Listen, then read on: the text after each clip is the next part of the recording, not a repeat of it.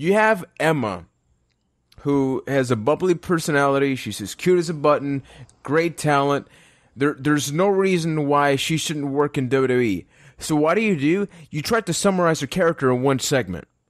Now, Ryan, and you watch NXT, you can agree or disagree. The reason people like Emma on NXT is because she had time to grow. The stomping and all that came months after she had that character. But on Raw, the crowd was dead silent. I think the only reason they reacted at the end was because it's Santino comparing the heel to the face. It's always going to happen, like the bikini contest. It's not about who's attractive. It's about who's face or heel. It's always the same bullcrap. Yeah, I mean, it's the exact reason why you can have the Great Khali win a fucking singing contest. The crowd just plays into exactly what you want. But where they went wrong with Emma is exactly right. There's no context. There's no background.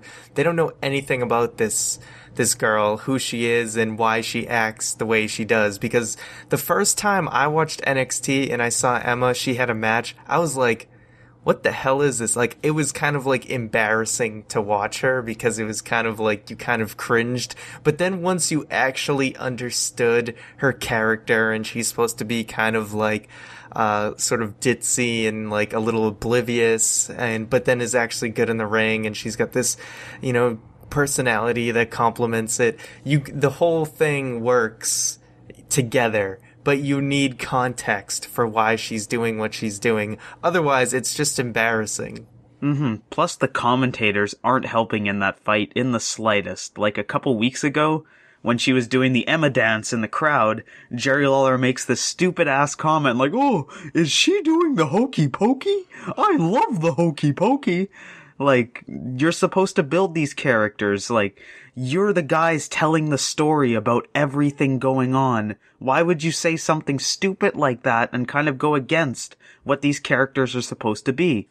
Now, this isn't the tinfoil hat I'm putting on, but yes, I'm putting the hat where I try to apply wrestling logic. I seriously want one of you two to explain me this logic of why a WWE contracted NXT superstar is not backstage, but is in the arena as a member of the audience, is openly acknowledged by the commentators that is a superstar, that she's a superstar of the NXT roster, but she's in the audience.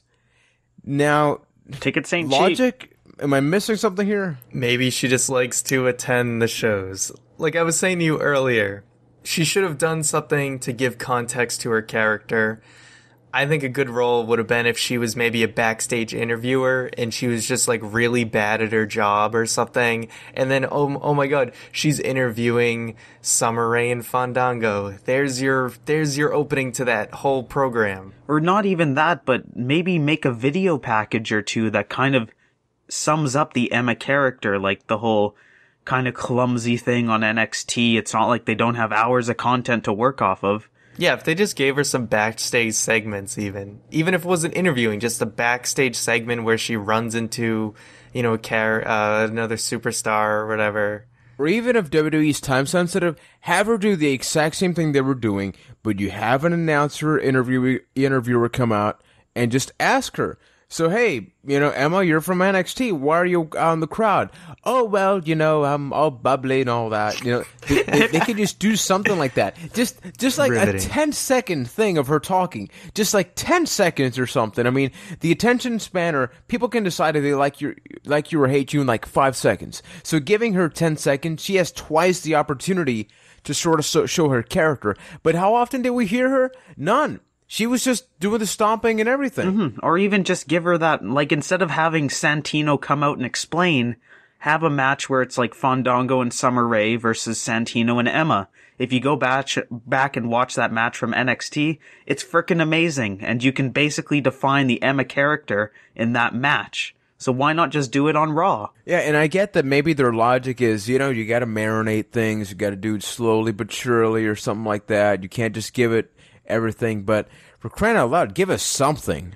Hey, if you like this clip, you can check out full shows over at ByteThat.com, as well as iTunes and Stitcher by searching Byte That. Also, send us questions through Twitter at ByteThatCast or email ByteThatCast@gmail.com.